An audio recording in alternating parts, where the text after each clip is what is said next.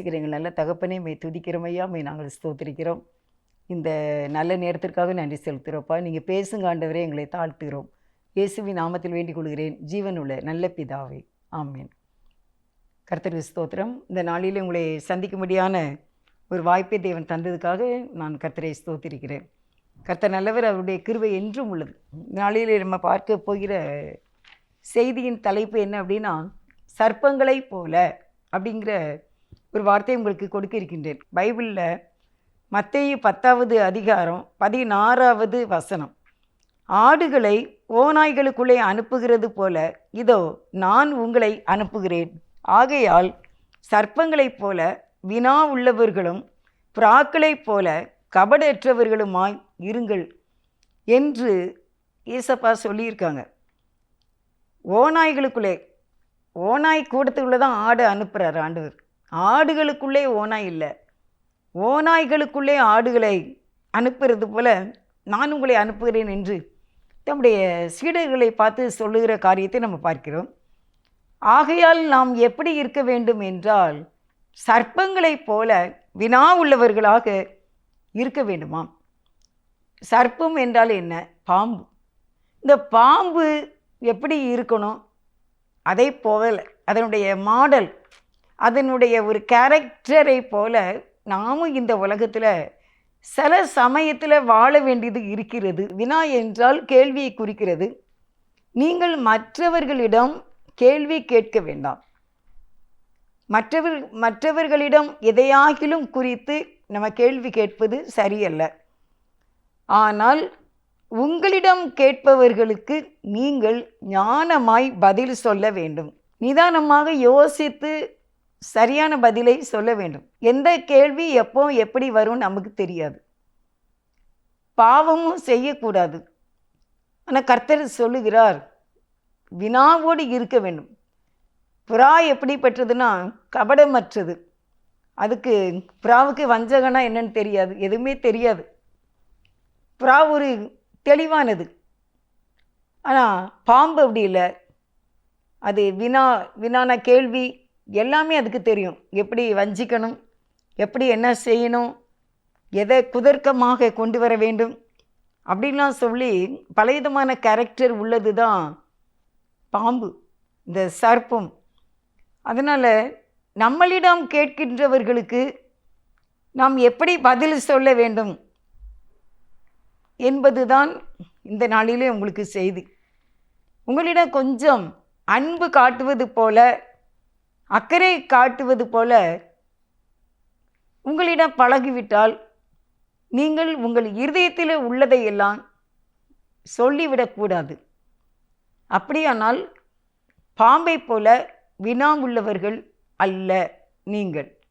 இதுதான் பிரச்சனை இன்னைக்கு உலகத்தில். அவர்கள் உங்களுக்கு நல்லவர்கள் போல உங்களிடம் நடித்து உங்கள் மனதில் உள்ளவைகளை அறிந்து கடைசியில் துர்ச்செய்தியாக அதை பரப்பி விடுவார்கள். நாம் என்ன செய்ய முடியும்? நம் இதயத்தை ஜவுளி கடையை போல திறந்து விடக்கூடாது. ஜவுளி கடை திறந்தே தான் இருக்கும். நீங்கள் கேற்றையோ இந்த ஜவுளி கடையினுடைய பூட்டையோ நீங்கள் பார்த்துருக்க மாட்டீங்க. யாரும் போகலாம், படித்தவங்களும் போகலாம், படிக்காதவங்களும் போகலாம், ஏழையும் போகலாம், பணக்காரனும் போகலாம், சிறியவர்களும் போகலாம், முதியவர்களும் போகலாம். அதே போல் நம்ம இதயம் இருக்கக்கூடாது. எதுபோல் இருக்க வேண்டும்? ஒரு தங்க நகைக்கடையை போல இருக்க வேண்டும். தங்க நகைக்கடையை என்ட்ரு பண்ணும்போது அதில் நிற்கிற அந்த வாட்ச்மேன் நம்மை ஏற இறங்க பார்ப்பான். இவர்கள் தங்கம் வாங்க தான் வருகின்றார்களா? நம்முடைய ஆடைகளையும் நம்முடைய ஆபரணங்களையும் நம்மை பார்க்கும் போதே அவனுக்கு ஒரு ரிச்சாக தெரியணும். இல்லைன்னா அந்த கதவை வேகமாக திறப்பான். இல்லாட்டா நம்மளை பார்த்து ஏழை எளியவர்கள் போல போகிறவர்களை பார்த்து யோசித்து கொண்டே தான் அந்த கதவை திறப்பான். சடார்னு யாருக்குமே நகைக்கடை கதவு திறக்கப்படாது. நமக்குள்ளே இருக்கிற ஆத்துமா ரட்சிப்பு விலையேறப்பெற்று நாமும் நம்முடைய இதயத்தை ஒரு நகைக்கடையை போல பாதுகாக்க வேண்டும். யாரையும் அங்கே உள்ள என்ன செய்திடக்கூடாது. சும்மா எல்லாரும் நம்ம இதயத்துக்குள்ள எல்லாருடைய காரியங்களும் மனிதர்களும் வந்துவிடக்கூடாது. உங்களிடம் நல்லவர்கள் போல பழகி அன்பையெல்லாம் காட்டின உடனே நீங்கள் வேறு யாரை பற்றினாலும் சரி, உங்களை பற்றினாலும் சரி, எல்லாவற்றையும் நீங்கள் சொல்வீர்கள். கடைசியில் அது தினத்தந்தி செய்தி போல பரவி உங்களை ஒரு குற்றவாளியாக நிறுத்தி விடுவார்கள். நீங்கள் ஒரு குற்றவாளியாக தோன்றுவீர்கள். ஏனென்றால் நீங்கள் மனதில் உள்ளதையெல்லாம் சொல்லிவிட்டீர்கள். அதான் ஆண்டவர் சொல்கிறார், நீ ஓநாய்களுக்குள்ளே ஆடுகளை உன்னை அனுப்புகிறேன், ஜாக்கிரதையாக இருக்க வேண்டும். ரொம்ப பாசமாக பேசி அந்த அன்பில் நீங்கள் மயங்கி நீங்கள் எல்லாவற்றையும் சொல்லிவிட்டீர்கள் என்றால் அந்த குடும்பத்துக்கு பெரிய எதிரி நீங்கள் தான். நீங்கள்தான் எங்களுடைய குடும்பத்திலேயே எல்லாம் சொல்லி எங்களை கெடுக்கிறவங்க நீங்கள் தான் என்று உங்களை சொல்லி விடுவார்கள். ஏனென்றால் உங்களுக்கு எதை ஒழிக்கணும், எதை ஒழிக்கக்கூடாது, எதை சொல்லணும், எதை சொல்லக்கூடாது என்று இந்த பாம்பை போல வினா உள்ளவர்களாக நீங்கள் இல்லை.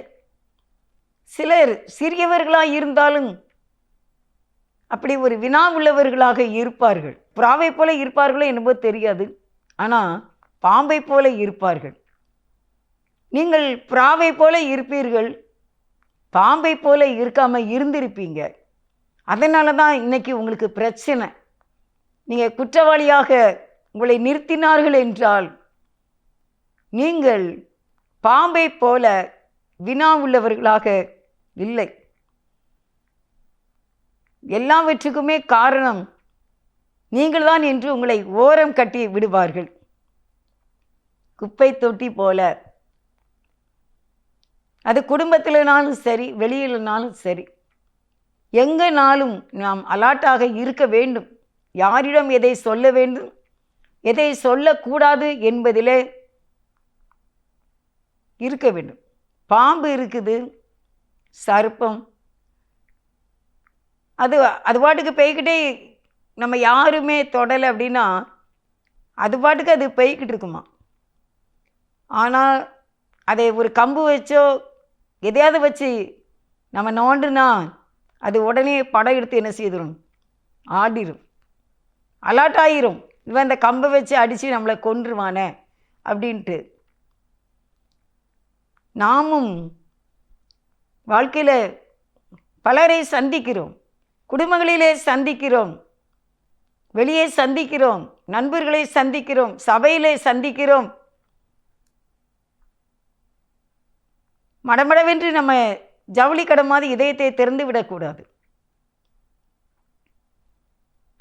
அந்த பாம்பை போல நாமும் தெளிவாக இருக்க வேண்டும், வினா உள்ளவர்களாக இருக்க வேண்டும்.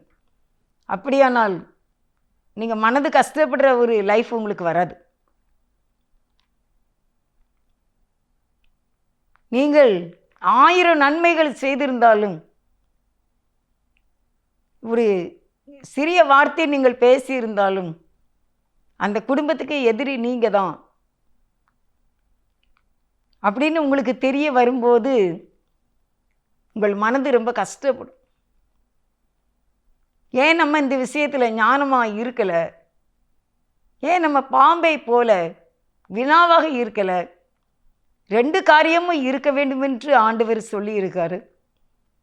பிராவை போல மட்டும் இருந்தால் கண்டிப்பாக பிரச்சனையில் மாட்டிக்கிடுவோம். அப்படிங்கிறதுனால தான் ஏசப்பா கொஞ்சம் பாம்பை போலவும் வினாவாக இருந்து கொள், அதான் உனக்கு மரியாதை என்று எழுதப்பட்டிருக்கிறது. உங்கள் மனது கஷ்டப்படும் பொழுது, உங்களை ஒதுக்கி வைக்கும்போது, உங்களை அற்பமாய் நினைக்கும் போது நீங்கள் நினைப்பீங்க, நீ எவ்வளோ நன்மை செய்தாலும் இன்றைக்கி நீங்கள் ஒதுக்கப்படுகிறீர்கள். காரணம் பாம்பை போல வினா உள்ளவர்களாக இராதது தான். இனிமேல் நம்முடைய வாழ்க்கையில் தெளிவாக இருக்க வேண்டும். உங்களை பொல்லாதவர்கள் என்ற லிஸ்டிலே கொண்டு வச்சிருவாங்க. நீங்கள் அவங்கள கெடுக்க தான் இருக்கீங்க அப்படின்னு சொல்லிடுவாங்க. அலர்ட்டாக இருங்க, தெளிவாக இருங்க. எல்லாரையும் நம்பக்கூடாது.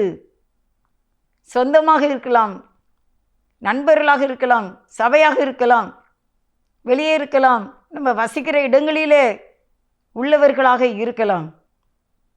யாராய் இருந்தாலும் நமக்குள்ள கர்த்தர் ஒரு விலையேற பெற்ற ஆத்துமாவை வைத்திருக்கிறார். அது வாழ்ந்து கொண்டு இருக்கின்றது. அது இறைவனுக்கு மட்டும் சொந்தம். அது காயப்பட்டு விடக்கூடாது, அது தவறு செய்யக்கூடாது, அது மனசு வலிக்கக்கூடாது என்று தேவன் விரும்புகிறார்.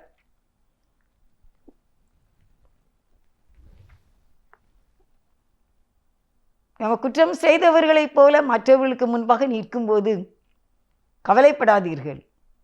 உங்கள் இதயம் தேவனுக்கு தெரியும். தீமை செய்ய வேண்டும் என்ற எண்ணம் உங்கள் இதயத்தில் வந்ததே இல்லை என்பதை தேவன் அறிவார்.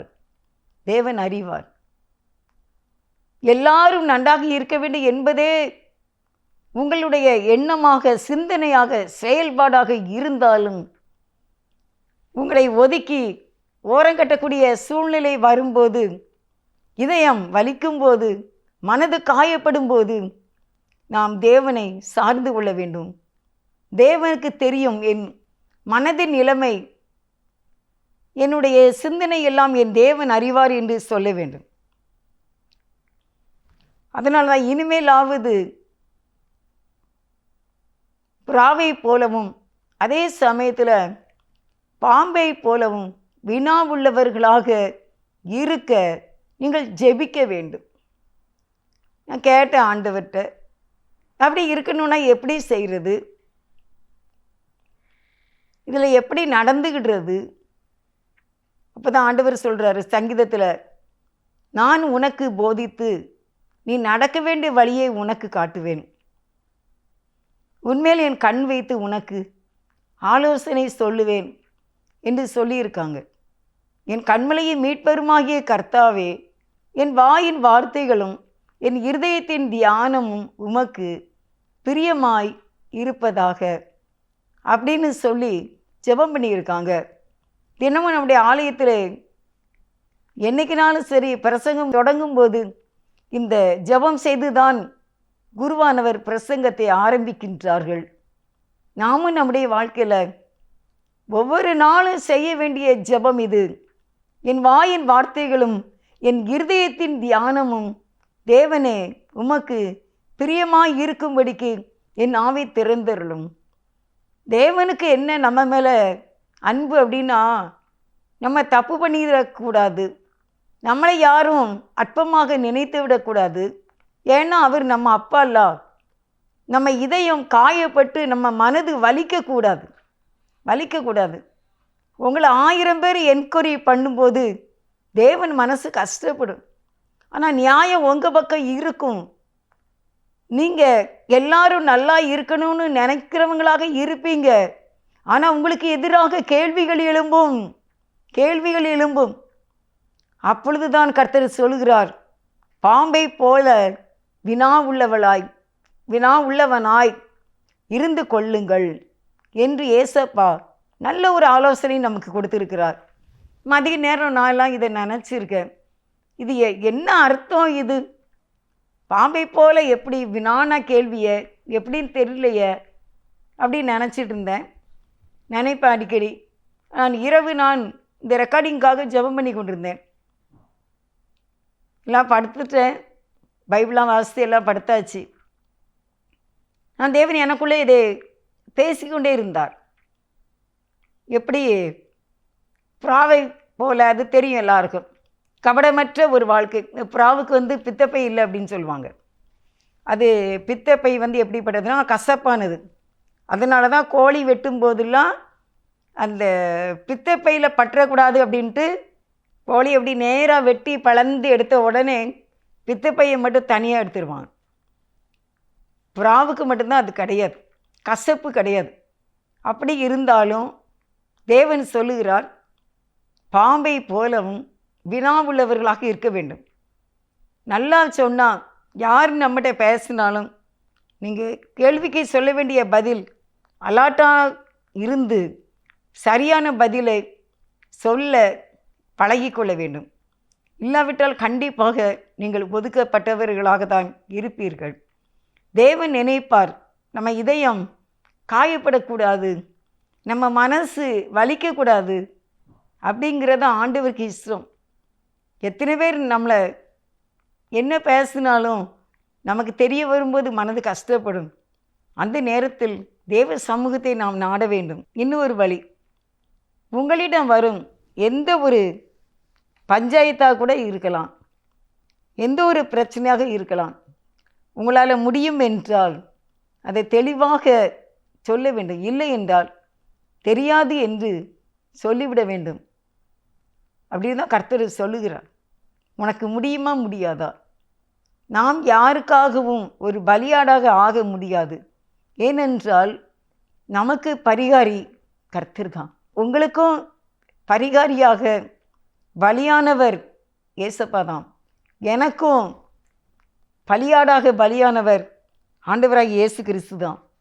அதனால தான் வேதம் சொல்லுகிறது, நீங்கள் வினா உள்ளவர்களாய் இருந்தால் எந்த ஒரு பிரச்சனையிலையும் மாட்டிக்கிட மாட்டீங்க, சமாதானமாகவும் நாம் இருக்கலாம். நம்மக்கிட்ட வருகிற நம்முடைய பிள்ளையாக இருக்கலாம், உங்களுடைய கணவனாக இருக்கலாம், இல்லை மனைவியாக இருக்கலாம், இல்லை உங்களுடைய நண்பராக இருக்கலாம். யாராக இருந்தாலும் பாடுகள் என்று வரும்போது அவர்களுக்கு நீங்கள் காயம் கட்ட வேண்டும் என்றால் ஆறுதலான வார்த்தைகளை சொல்லி அவர்களை ஆற்ற வேண்டும், ஆற்றி தேற்ற வேண்டும். தேவனுடைய வசனங்களை அவர்களுக்கு எடுத்து சொல்ல வேண்டும், சொல்லி கொடுக்க வேண்டும். தேவன் இப்படிலாம் செய்திருக்காரு, தேவனால் இப்படிலாம் முடியும். தேவன் மேலே நல்ல ஒரு விசுவாசத்தை அவர்களுக்கு நீங்கள் ஊட்டி விடுங்கள். விசுவாசம் என்பது ஒரு கப்பலை போன்றது. அந்த கப்பல் எப்படிப்பட்ட ஒரு நடுக்கடல்னாலும் நங்கூரம் இருக்கிறதுனால அது ஆடினாலும் அசைஞ்சாலும் போகும் வழியை நோக்கி போய் சேரும். அப்படி போல் நம்மிடத்திலே வருகிற தேவனுடைய ஜனங்களுக்கு விசுவாசத்தை நன்கு கற்றுக் கொடுத்து விடுங்கள். இதான் நீங்கள் செய்கிற பெரிய காரியம். இந்த விசுவாசத்தை அவர்களுக்கு கற்றுக் கொடுத்து விட்டீர்கள் என்றால் அவர்கள் எப்படியாகினும் தேவனிடத்திலே ஜெபம் பண்ணி அவர்கள் வாழ்ந்து தங்களுடைய வாழ்க்கையிலே நல்ல காரியங்களை சாதித்து விடுவார்கள், ஜெயம் எடுத்து விடுவார்கள். உண்மையாகவே நான் உங்களுக்கு ஒரு ஆலோசனையாக இதை நான் சொல்லுகிறேன். தேவனுடைய வார்த்தைகளை சொல்லுங்கள், ஆற்றுங்கள், தேற்றுங்கள், தைரியப்படுத்துங்கள். பிரச்சனைக்குள் போகாதீர்கள். பிரச்சனைக்குள் போனீர்கள் என்றால் அது கூடும் குறையும். தெரிஞ்சும் பேசிடுவோம், தெரியாமலே பேசிடுவோம். அதனால் நாம் ஓரக்கட்டப்பட்டவர்களாக இருக்கக்கூடிய நேரங்கள் ஆகிவிடும் உங்களுக்கு. அதனால தான் ஏசப்பா அப்படி சொல்கிறாங்க. அடுத்த வசனம் என்ன சொல்லியிருக்கு அப்படின்னா, மத்தேயு 10வது அதிகாரம் 17வது வசனம். மனுஷரை குறித்து எச்சரிக்கையாய் இருங்கள், அவர்கள் உங்களை ஆலோசனை சங்கங்களுக்கு ஒப்பு கொடுத்து தங்கள் ஜெப ஆலயங்களில் உங்களை வாரினால் அடிப்பார்கள். மனுஷரை குறித்து எச்சரிக்கையாய் இருங்கள். மனுஷரை குறித்து எச்சரிக்கையாய் இருங்கள். சாத்தானை குறித்து எச்சரிக்கையாய் இருங்கள் என்று எழுதப்பட்டிருக்கிறது. பிசாசை குறித்து எச்சரிக்கையாய் இருங்கள். வான மண்டலத்தில் உள்ள பொல்லாத ஆவிகளின் சேனைகளை குறித்து எச்சரிக்கையாய் இருங்கள், ஜாக்கிரதையாக இருங்கள் என்றெல்லாம் எழுதப்பட்டிருக்கிறது. ஆனால் இந்த இடத்துல ஏசப்பாவே சொல்கிறாங்க, மனுஷரை குறித்து. எவ்வளோ நல்லா சொல்லியிருக்கு பாருங்கள். மனுஷரை குறித்து எச்சரிக்கையாய் இருங்கள் என்று வேதம் சொல்லுகிறது. மத்தேயு 10வது அதிகாரம் 17வது வசனம் இவ்விதமாக சொல்வதை நம்ம பார்க்கின்றோம். அதனால் நம்மளை வஞ்சிக்கும்படியான எந்த மனிதர்களையும் கொண்டு வந்து சாத்தான் நம்மை வஞ்சித்து விடாதபடிக்கு நாம் எச்சரிக்கையாக இருக்க வேண்டும், ஜாக்கிரதையாக இருக்க வேண்டும். இயேசுவே அவர்களுக்கு பரிகாரியாக எடுத்து சொல்ல வேண்டும். நீங்கள் அதில் இறங்கக்கூடாது, உங்களால் அது முடியாது. பாம்பை போல வினாவுள்ளவர்களாக இருக்க தேவன் உங்களுக்கு உதவி செய்வார். ஓநாய்களுக்குள்ளே தான் ஆடு போகிறது. ஆடுகளை ஓநாய்களுக்குள்ளே அனுப்புவது போல நான் உங்களை அனுப்புகிறேன். மத்தேயு 10:16. நாம் ஆடு. இந்த செய்திகளை கேட்கிற நீங்கள் ஞானத்தோடு புரிந்து கொண்டு நம்முடைய ஆத்துமாவை காத்துக்கொள்ள ஜாக்கிரதையாக இருக்க வேண்டும். ஆத்துமா விலையேற பெற்றது. நம்முடைய மனது மென்மையானது.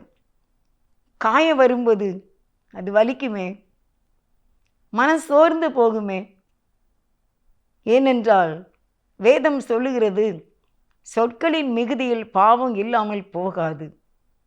நீங்கள் பேசும்போதே நம்மிடம் பேசுகிறவர்களை நாம் அளந்து கொள்ள வேண்டும். என்ன பேசுகிறார்கள், அதுக்கூடிய நம்ம கொடுக்கக்கூடிய பதில் என்ன என்பதில் தெளிவாக இருக்க வேண்டும். நீங்கள் எல்லாமே பேசி முடிக்கக்கூடிய பெரிய ஆளாக நம்மை நினைக்கக்கூடாது. அதுக்கு உங்களுக்கு வசனம் சொல்கிறேன். பிரசங்கி எழுதின புத்தகம் 7வது அதிகாரம் 16வது வசனம். பிரசங்கி 7வது அதிகாரம் 16. மிஞ்சின நீதிமானாய் இராதே, உன்னை அதிக ஞானியும் ஆக்காதே, உன்னை ஏன் நீ கெடுத்துக்கொள்ள வேண்டும். மிஞ்சின நீதிமானாய் இருந்து யாருடைய பிரச்சனைக்குள்ளேயும் தலையை கொண்டு விடாத. அதான் நீ மிஞ்சின நீதிமான். எனக்கு எல்லாம் தெரியும், நான் செய்திருவேன், என்னால் முடியும் அப்படின்னு சொல்லி குடும்பங்களுக்குள்ளே நீங்கள் இறங்கினால் நிச்சயமாக உங்களை குற்றவாளியாக தீர்ப்பார்கள். உன்னை அதிக ஞானியும் ஆக்காதே, மிஞ்சின நீதிமானாய் இராதே, உன்னை நீ ஏன் கெடுத்துக்கொள்ள வேண்டும். வேதம் கேட்கின்றது. வேதம் கேட்கின்றது கேள்விக்குறியோடு. அதனால் எச்சரிக்கையாய் இருங்கள் என்று எழுதி வைத்திருக்கிறார் ஏசப்பா. இன்றைக்கு நீங்கள் இந்த செய்தியை டிவியில் கேட்பீங்க, இல்லை யூடியூப்பில் கேட்பீங்க. கேட்கும்போது தெளிவாக கேளுங்கள். அமர்ந்திருந்து இந்த செய்தியை கேளுங்கள். இன்னொரு முறை கேட்க வேண்டுமானாலும் அதை நிப்பாட்டி கேளுங்க. ஏனென்றால் இது கர்த்தர் கற்றுக் கொடுத்தது. உன்னை அதிக ஞானியமாக்காதே. உனக்கு என்ன அப்படி தெரிஞ்சிரும்? ஏன்னு நீ உன்னைய நம்ம ஞானி மாதிரி நீ பேசிக்கிட்டு இருக்க அப்படின்னா கண்டிப்பாக ஒரு நாள் ஓர கட்டப்படுவீர்கள், ஒதுக்கப்படுவீர்கள், மரியாதை இழந்து போவீர்கள், அன்பை இழந்து போவீர்கள். மனசு வலிக்கக்கூடிய காரியம் நடக்கும். அதனால் இயேசப்பா நமக்கு எச்சரிக்கையாக இவைகளை எழுதி வைத்திருக்கிறார். இந்த வேத புத்தகம் பொன்னிலும் பசு பொன்னிலும் மேலானது. இது நம்மை நடத்துவதை விட யார் நம்மளை நடத்த முடியும்? இந்த 66 புஸ்தகத்துக்குள்ள உள்ள காரியங்களிலே நாம் வழி நடந்து கொண்டிருந்தோமானால் நாம் இந்த உலகத்திலேயே வாழ்ந்திருக்கலாம், தேவனுடைய ராஜ்யத்தை சுதந்திரிக்கலாம். பிரசங்கி 7வது அதிகாரம் 17. மிஞ்சின துஷ்டனாய் இராதே, அதிக பேதையுமாய் இராதே, உன் காலத்துக்கு முன்னே நீ ஏன் சாக வேண்டும். மிஞ்சின துஷ்டனாய் இராதே. சில பேர் யாரையுமே அவங்கள என்னவே செய்ய முடியாது, அடக்கவே முடியாது. அவங்களே நினச்சிடலாம் இவங்களை அடக்க முடியாது அப்படின்னு. அப்படிப்பட்ட நிஷ்டூரனாக இருப்பார்கள்.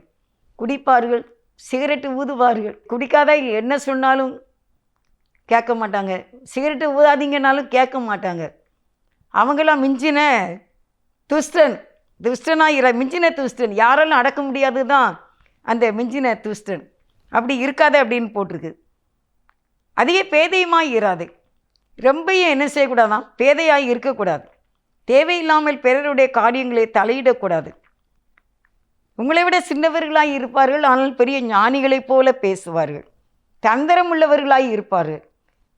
நம் உறவு என்று நினைக்காமல் மாற்றி விடுவார்கள். அதனால் பிரசங்கி 7:17 அதிக பேதையாய் இராதே, இருந்தால் உனக்கு அது பிரச்சனை தான். எல்லாருக்கும் நீங்கள் நல்லவர்களாக இருக்க முடியாது. தேவன் தவிர நல்லவர் ஒருவரும் இல்லை. மேலும் தேவன் நம்மை யோபு கொடுத்த சாட்சியை போல நம்மை குறித்து சாட்சி கொடுக்க வேண்டும். யோபு 1வது அதிகாரம் 1வது வசனம். ஊசு தேசத்திலே ஒரு மனுஷன் இருந்தான். அந்த மனுஷன் உத்தமன், சன்மார்க்கன், தேவனுக்கு பயந்து பொல்லாப்புக்கு விலகிறவனுமாய் இருந்தான். இப்படிப்பட்டவனாய்தான் நாம் இருக்க வேண்டும். 8வது வசனம், யோபு 1:8. கர்த்தர் சாத்தானை நோக்கி, என் தாசனாகிய யோபு மேல் கவனம் வைத்தாயோ, உத்தமனும் சன்மார்க்கனும் தேவனுக்கு பயந்து பொல்லாப்புக்கு விலகிறவனுமாகிய அவனை போல பூமியிலே ஒருவனும் இல்லை. பூமியிலே அவனை போல ஒருவனும் இல்லை. அப்படிப்பட்ட சாட்சி தான் நமக்கு வேண்டும். அப்படியானால் நீங்கள் அதிக பேதையாகவும் இருக்கக்கூடாது. மட்டும் அல்ல, பாம்பை போலவும் வினா உள்ளவர்களாக இருக்க வேண்டும். தேவனுக்கு பயந்து பொல்லாப்புக்கு விலகுகிறவனாக இருப்பதற்கு நாம் ட்ரை பண்ண வேண்டும். நாம் முயற்சி செய்ய வேண்டும். இங்கே செய்தி கேட்டாலும் மட்டும் இல்லை, இதன்படி நீங்கள் வாழ்வதற்கு ஜெபிக்க வேண்டும். ஆண்டவர் எப்படியாவது என்னை சாட்சியாக நிறுத்தும், என்னையும் ஒரு சாட்சியாக நிறுத்தும் என்று ஆண்டவருடைய சமூகத்தில் கேட்கும்போது ஆண்டவர் நம்மையும் ஒரு சாட்சியாக கண்டிப்பாக நிறுத்துவார். அவர் நம்மை ஆசீர்வதிக்கக்கூடியவராக இருக்கிறார். நம்ம ஜெபம் செய்வோம். தேவனே, எங்களை நீர் ஒரு சாட்சியுள்ள வாழ்க்கை வாழ எங்களுக்கு உதவி செய்யும் என்று கேட்போம். உத்தமமாய் முன் செல்ல உதவி செய்யும் யெகோவா, ஊக்கமதை கைவிடாமல் காத்து கொள்ள உதவும், ஊக்கமதை கைவிடாமல் காத்து கொள்ள உதவும், உத்தமமாய் முன் செல்ல உதவி செய்யும் யெகோவா. எங்களை அதிகமாய் நேசிக்கிற எங்கள் நல்ல தகப்பனே மே துதிக்கிறோம். ஆண்டவரே, நாங்கள் இந்த நாட்களிலே சர்ப்பங்களைப் போல வினா உள்ளவர்களாய் இருக்கும்படிக்கு எங்களுக்கு கிருபை செய்திருக்கிறோம். எங்களை பலப்படுத்தும். நாங்கள் உம்முடைய பிள்ளைகள். எங்களுடைய மனது வலிக்காமல் இருப்பதற்கு ஏற்ற நல்ல வாழ்க்கை எங்களுக்கு தந்து எங்களை நீர் ஆசீர்வதிக்க வேண்டும். எங்களோடு கூட நீங்கள் இருக்க வேண்டும். நாங்கள் யோபுவை போல ஜீவனுள்ள சாட்சியாக வாழ்வதற்கு எங்களுக்கு உதவி செய்யுங்கப்பா. அநேக தேவையில்லாத காரியங்களிலே நாங்கள் தலையிட்டு அதனாலே நாங்கள் ஒதுக்கப்பட்டவர்களாக இருக்கின்றோம், காயப்பட்டவர்களாக இருக்கின்றோம், அற்பமாய் எண்ணப்பட்டவர்களாக இருக்கின்றோம். எங்கள் ஆத்துமா விலையேற பெற்றது என்பதை தேவனே நீர் அறிவீர். அதனால் எங்களுடைய ஆத்துமாவை காப்பாற்றும் ஐயா, எங்களுடைய சரீரத்தை காப்பாற்றும் ஐயா, எங்கள் குடும்பங்களை காப்பாற்றும் ஐயா, சாபங்களுக்கு எங்களை விலக்கி எங்களை காப்பாற்றும் ஐயா, எங்களை ஆசீர்வாதத்துக்கு உட்பட்டவர்களாய் எங்களை காப்பாற்றும் ஐயா. ஐயா, உடைய கருத்தில் எங்களை ஒப்பு கொடுக்குறோம் தகப்பனே. தகப்பனே, எங்களுடைய இந்த செய்தி கேட்கிறவர்களுடைய மன சஞ்சலங்கள், மனிதரால் ஏற்பட்ட காயங்கள் எல்லாவற்றையும் ஆற்றி தேற்றி உம்முடைய வசனத்தினால் எங்களை ஆசீர்வதிக்க வேண்டும் என்று ஜெபிக்கிறோம்ப்பா. எங்களுக்காக என் தேவன் பெரிய காரியங்களை செய்ய வேண்டும் என்று ஜெபிக்கிறோம், கெஞ்சி மன்றாடுகிறோம்.